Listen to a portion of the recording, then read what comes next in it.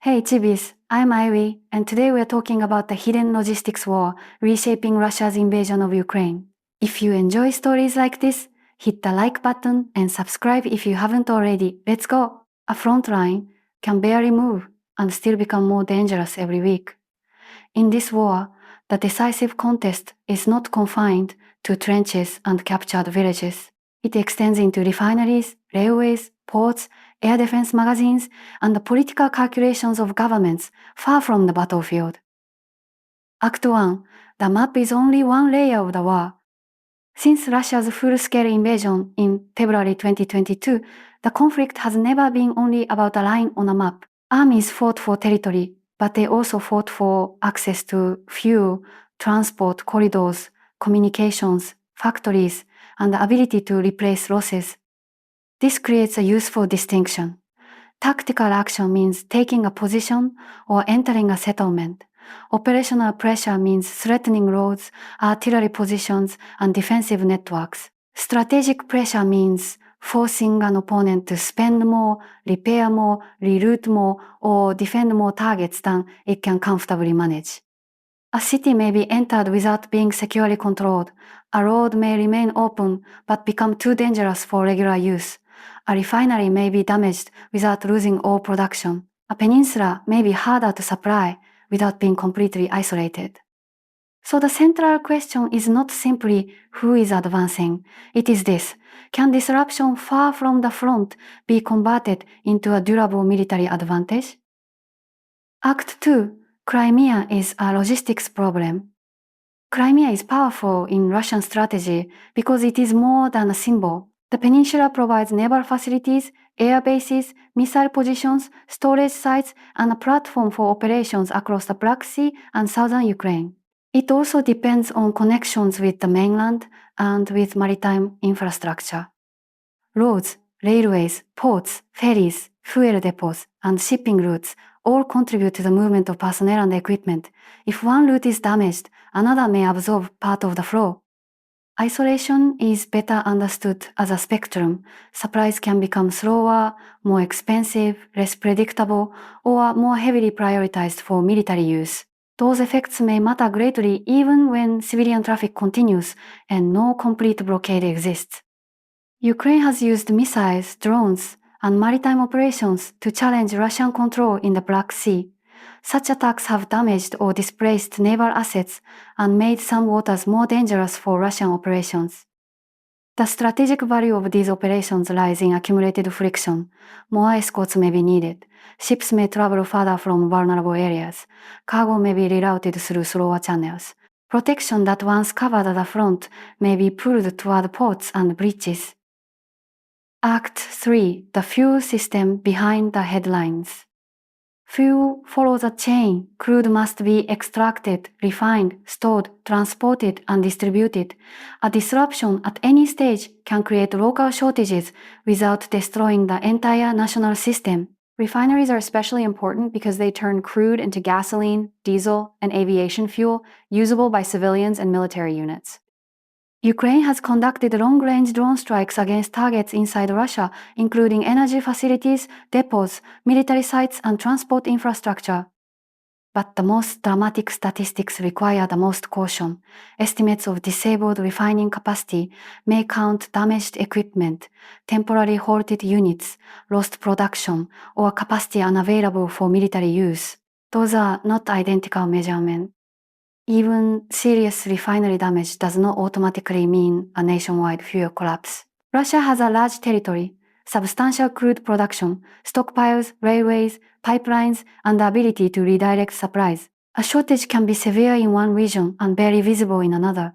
The meaningful indicators are prices, queues, rationing, imports, export restrictions, and how long the disruption lasts. This is the broader lesson of infrastructure warfare. The important question is not whether something was hit. It is whether the defender can repair, replace, reroute, or absorb the loss faster than the attacker can repeat it. Act 4. The drone-era battlefield. Large armored assaults remain possible, but they are more difficult to conceal and more expensive to sustain. A slow advance can threaten a road, expose a flank, or force defenders into a new line. An apparent capture may still leave the outskirts, supply routes, or neighboring high ground contested. Conversely, a reported infiltration may have little lasting value if it cannot be reinforced. The Donbas illustrates this problem. Its urbanized defensive belt contains cities, roads, railways, and prepared positions. Fighting over such a network is not simply a contest for a settlement center. It is a contest for the system that allows an army to keep holding a settlement. That is why battlefield claims must be tested against geolocated imagery, satellite evidence, independent mapping, and multiple sources. Entering a town, controlling its center, severing its supply routes, and achieving uncontested military control are 4 different achievements. Act 5. Ukraine's exposed airspace. The layer is not only a Russian vulnerability. Ukraine's cities, energy facilities, factories, and transport networks remain exposed to Russian missiles and drones. Air defense must protect all of them at once, but interceptors, launchers, radar coverage, trained crews, and maintenance capacity are limited. This creates a brutal allocation problem. Protect a capital, a power plant, an ammunition site, or a military headquarters. Every defensive choice leaves another location less protected. Systems such as Patriot and SAMPTE can address important parts of the threat, but their effect depends on ammunition, integration, readiness, and the speed of replacement. Foreign assistance therefore has to be measured in stages. An announced package is not a signed contract. A contract is not a delivery. A delivery is not an operational system. And an operational system still depends on trained personnel and a reliable supply of interceptors. This is why diplomatic headlines can be strategically important without producing immediate battlefield change. A promise of production, a new coalition, or additional funding may improve Ukraine's future position, but only delivered capability can protect the city tonight. Act 6. When the battlefield enters politics. Military pressure reaches civilians through prices, electricity, transport, recruitment, fear, and uncertainty. In Russia, a regional fuel shortage could create anger, yet anger does not automatically become organized opposition. Authorities can subsidize prices, shift supplies, censor criticism, or blame foreign attacks. Polling is also difficult to interpret in an authoritarian wartime environment. Fear, censorship, non-response, and the wording of questions all affect results. Ukraine faces a different political tension. Wartime leadership requires speed and secrecy, but democratic institutions still generate criticism, protests, personnel changes, and public demands for accountability. A reshuffle may reflect conflict inside the government, a genuine attempt to improve performance, or both. It should not automatically be described as collapse. The same caution applies to alliances. Historical disputes, trade arguments, elections, and national memory can strain cooperation between Ukraine and its neighbors. Yet strained relations do not necessarily end military support. Coalitions are rarely smooth. Their importance depends on what they ultimately deliver. Act 7. Pressure is not the same as collapse. 3 broad paths remain possible. The first is managed attrition. The front changes slowly, long-range strikes continue, and both sides keep repairing, recruiting, and adapting. The second is Russian escalation through heavier attacks, additional recruitment, or a renewed ground effort. The third is sustained Ukrainian pressure against fuel, logistics, naval assets, and military infrastructure that forces Russia to spend more simply to preserve the same level of operations. None of these outcomes is guaranteed.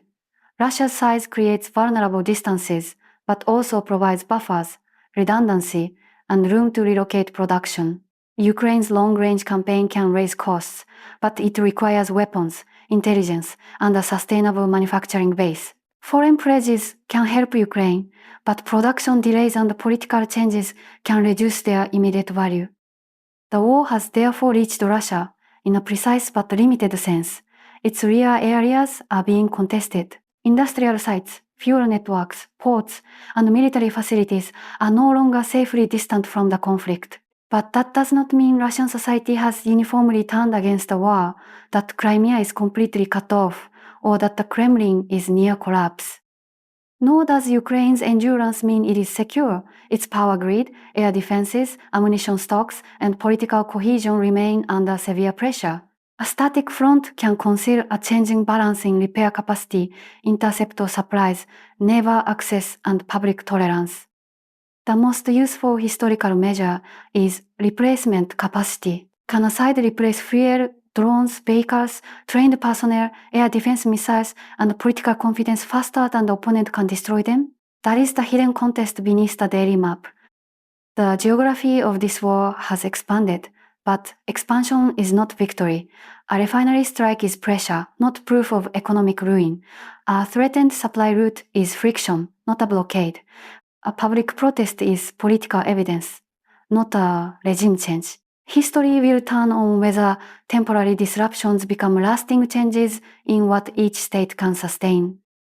If this explanation helped you separate battlefield movement from strategic pressure, consider subscribing for more carefully sourced history and analysis. The central question is still open. Can either side turn disruption beyond the front into an advantage durable enough to change the war?